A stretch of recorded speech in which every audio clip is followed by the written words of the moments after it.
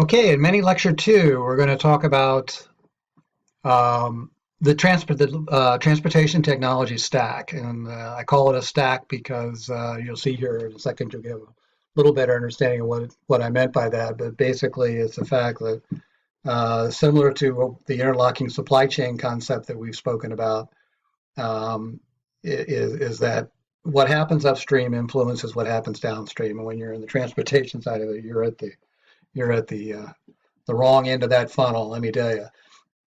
So understanding what happens and where the decisions are made and how it's influencing your costs and the efficiency of the transportation operation. We're just going to talk a little bit about it, and then we're going to talk specifically about logistics technology and why transportation management systems are well received within um, uh, this overall um, technology situation and why they're so important. So we're not going to spend as much time on this as we did on the last one, even though we have more slides, but it's going to go a little faster. So here we go. All right, and this just echoes what we just said in the last lecture, which is more than ever before, technology is making its presence and felt in transportation and logistics. It's being driven by the startups, so that's the disruptors we spoke about before. They don't have the structure of an IBM and some of these other companies that are out there. They don't have the legacy. They don't have the culture. They're not handcuffed in so many things. And what they're looking at is they're looking at their ability to offer something in even a narrow area, but within an area can generate a better consumer experience, which is a market share grab. It can generate cost savings, or it can improve competitive position all the way around. Now, this goes in hand with the fact that they're being supported, these startup guys are being supported by venture capital. So the venture capitalists, of course, are in this to flip it. So once they see a technology taking hold, they're going to want to flip it to a company and have somebody buy them out. So this kind of feeds on itself without a doubt.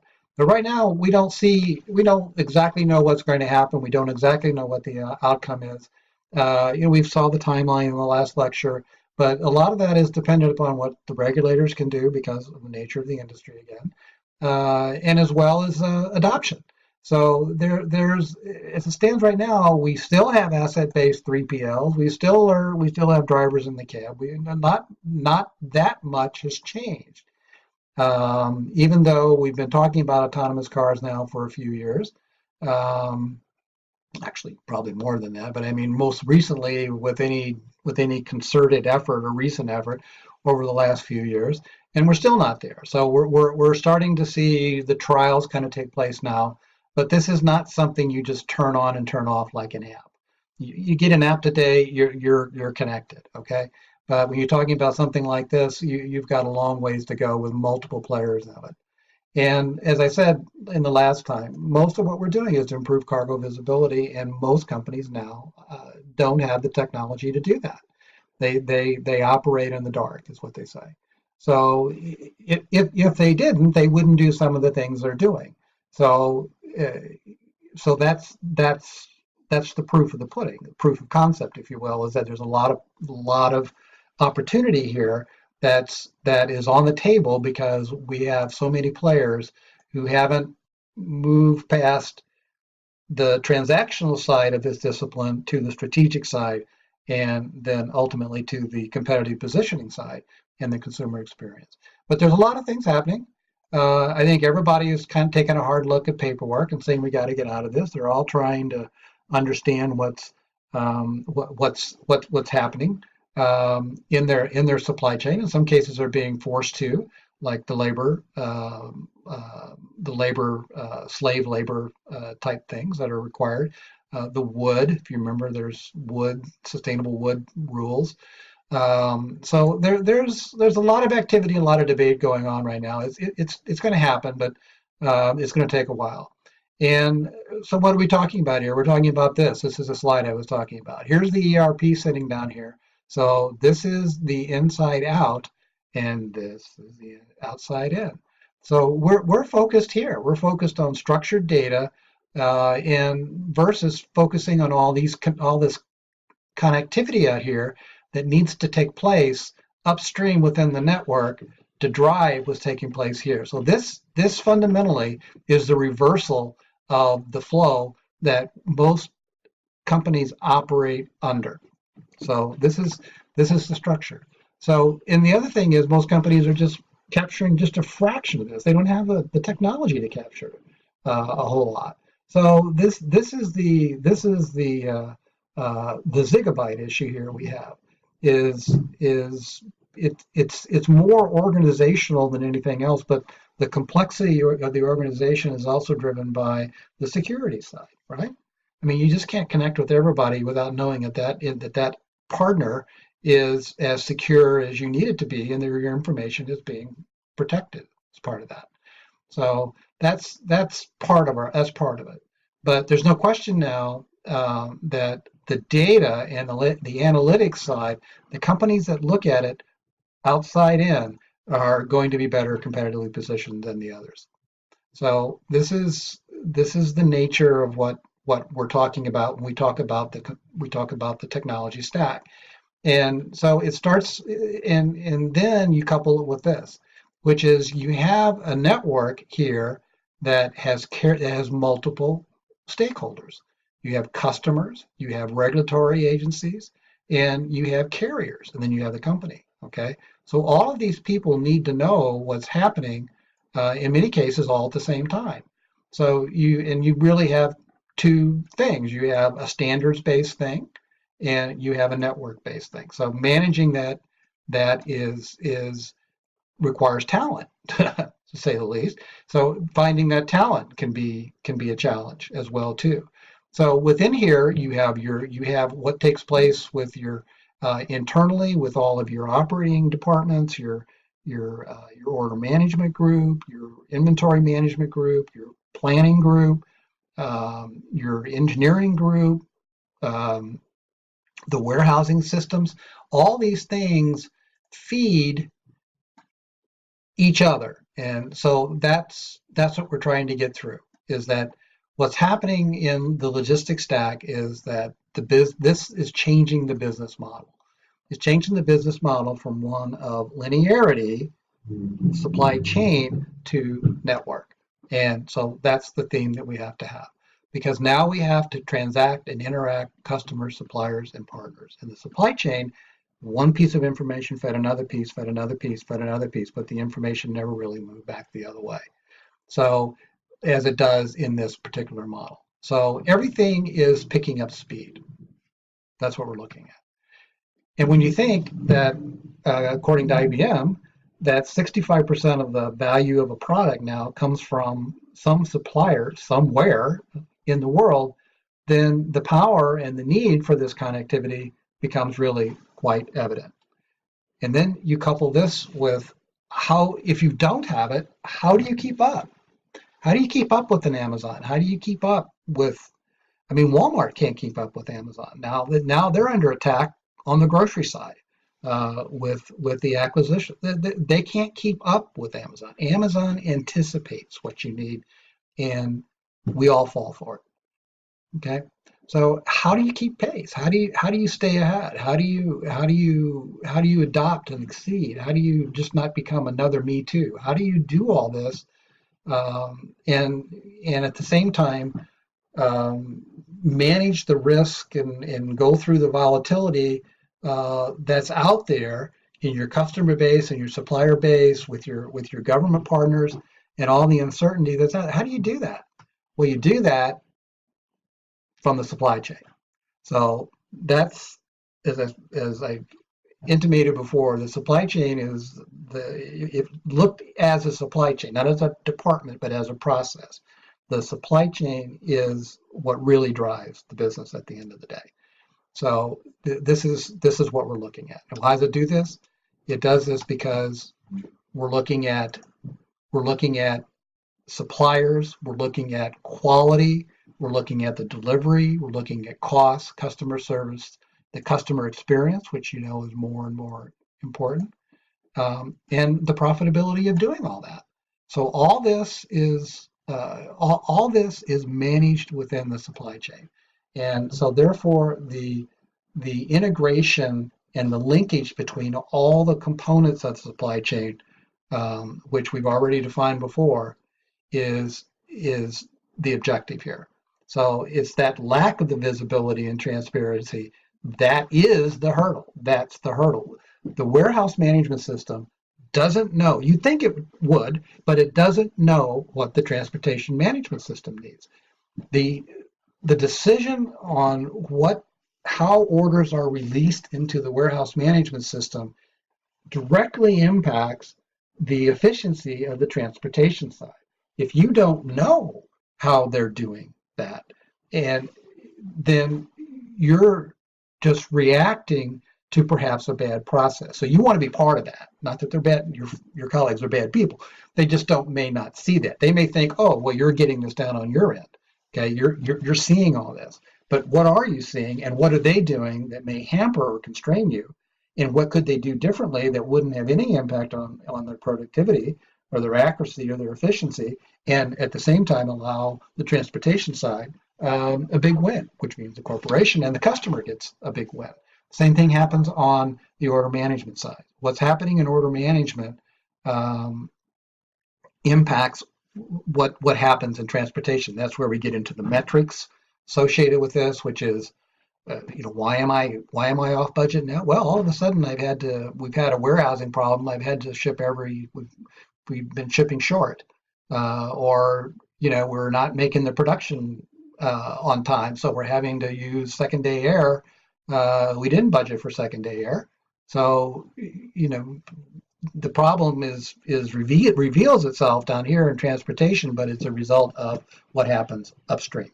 So that's the message. It's always a message, and it's always important that as a transportation manager, you look at that. You look at that and understand that how that's driving what you're doing. Okay, so we talked about disruptors. We talked about technology disruptors, but there's other kinds of disruptions too, like weather, like Hurricane Harvey is a disruption, and there's costs and there's consequences. The eclipse was a disruption, as I think I put in your articles.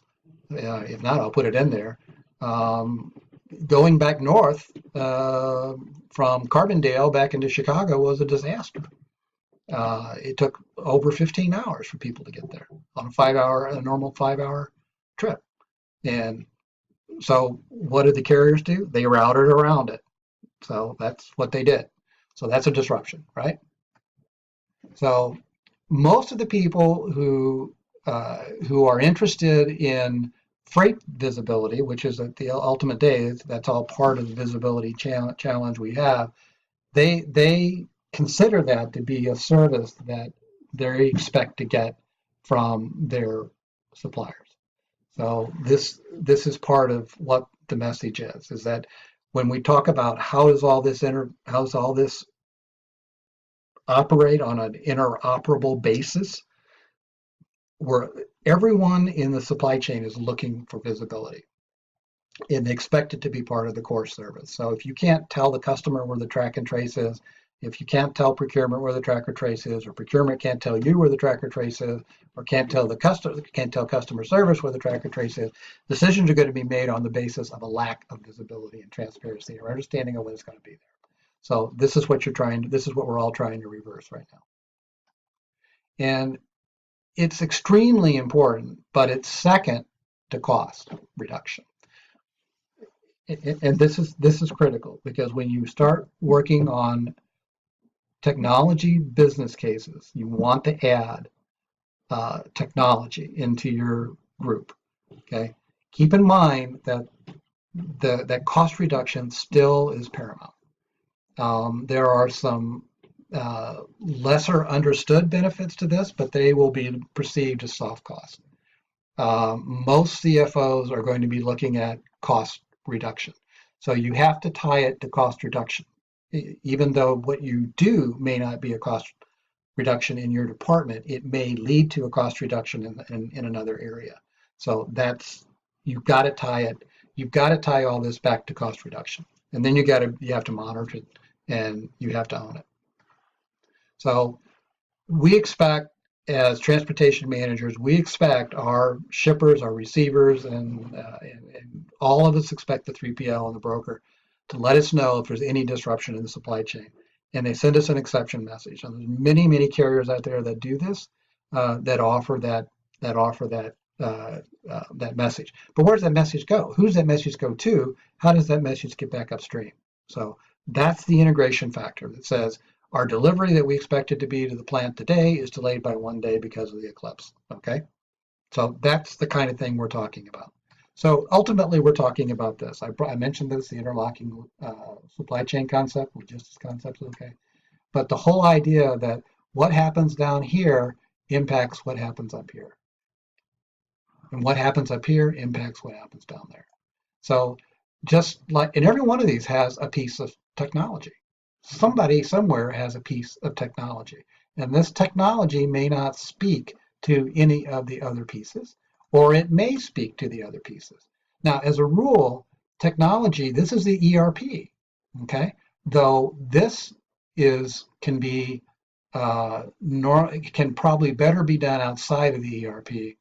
Well, you can make that argument for everything, that these could all be technology partners, and the ERP is really just the financial side. You could make that argument, and a lot of us have, but you'd like to see as much as you can within the ERP, just for consistency's sake. But whatever it is, it has. If you have an ERP, it has to fit into the ERP. Okay, so I guess that's the message you have to have. But hopefully you understand this. It's the flow of information backwards and forwards, not just one way. This is a supply chain. A network is every one of these can tap in any time, any place. Okay, this is an example of a bidirectional EDI process that we used at PRC for one of our customers. So we used EDI for all this. Now we would probably use a different solution, but you can see the EDI applications that you can see the EDI sets that we use, and you can see what they do. So we're aware something's coming in. We let them know it got here. We let them know that it matches what they said it was supposed to do. Then we follow it through its work steps, its workflow, which makes it available. Then we receive, and then we can send back inventories and status codes and all these things. This is what the products are down here. And then the company then turns around and sells these products into a e-commerce company, and we manage all that by e-commerce. We get paid, or by EDI, we get paid via a EDI transaction set that sends money into the bank automatically at the end of the week. There's a true up at the end of the week, and you can see all these activities that take place in the transaction set that supports them. Now, this is an EDI related thing. This is very customized for the buyer.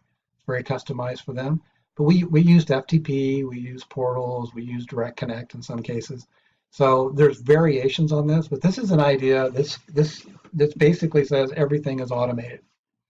There's a transaction. There's nothing but automation that takes place as it goes through its workflow and it goes through its inventory. So just a very simple flow chart that shows the bidirectional side of this of going upward and downward. So when we talk about supply chain and logistics, we're really talking about two different kinds of things. We're talking about two different kinds of applications. One is operational, and the other is strategic. And so when we talk about the operational side, you think back to that little set of gears, and this is what you get. Okay, these are the kinds of operational applications that, in many cases, can be bolted on from partner companies to your ERP, or may exist within your ERP. Now, this is a constant debate. Do you use the application within the ERP, or do you go out and find a partner who is certified to operate in your ERP and go with a partner solution? And that's really a function of needs. Okay, so we'll talk more, but we've talked a little bit about needs, but you have to go through and do a needs analysis and do it. Then there's the strategic side. The strategic side is where you take the data that comes from here, okay, comes from here, and put it in here, and then put constraints on it, put changes on it, and you optimize or you simulate or you do scenario planning. Optimize says what I'm doing today is what I'm going to do tomorrow. If that's what you're doing, I would say you're probably in trouble.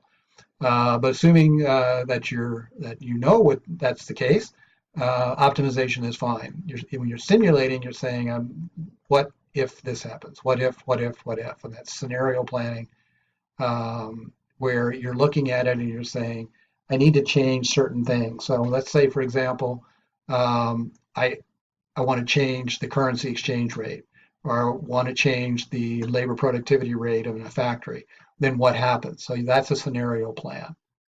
Okay, a simulation plan is where you take what you know and you look at, okay, now what if I did this and did that?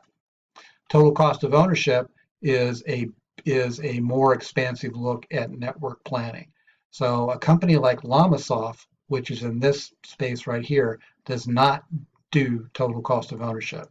Total cost of ownership in a global company includes currency ramification, it includes risk factors, it includes labor productivity, it includes a lot more things than a network planning tool does. So if you're looking to, for example, do I offshore or reshore, you're going to use a model that does this. Okay. If you're looking at, well, how many distribution centers should I have in the United States, or in this country or that country or whatever, or then this is what you're going to work on right here. And procurement is also strategic. Procurement's very strategic. So whatever procurement tools, applications you have are also very, very strategic. So different types of things. You would think these all talk to one another.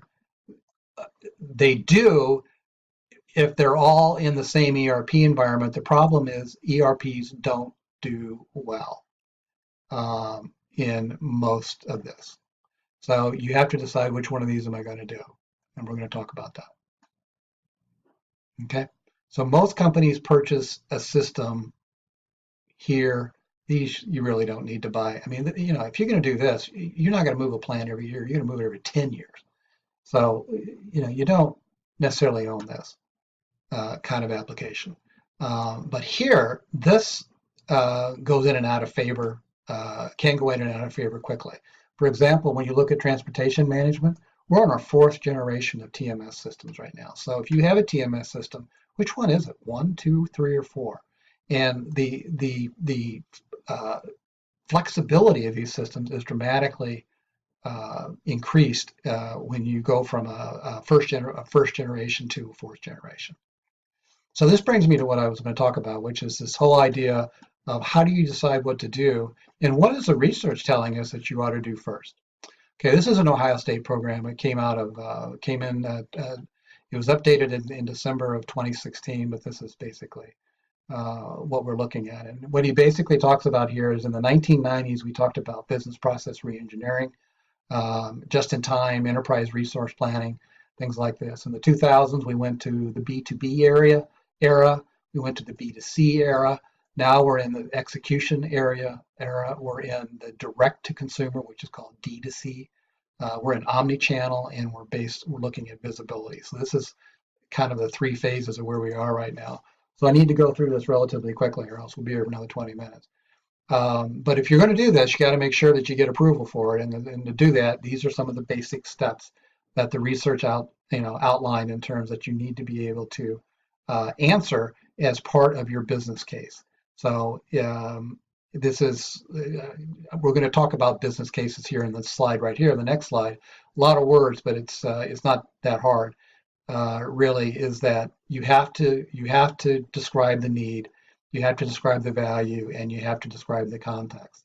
And the next slide here, and you can read this again at your convenience. I'll put this into your reading file so that you have it. But what this slide is telling you here is that when you're building the business case, remember, it's a selling document. I can tell you this for sure. Oops, nothing like a little misspelling.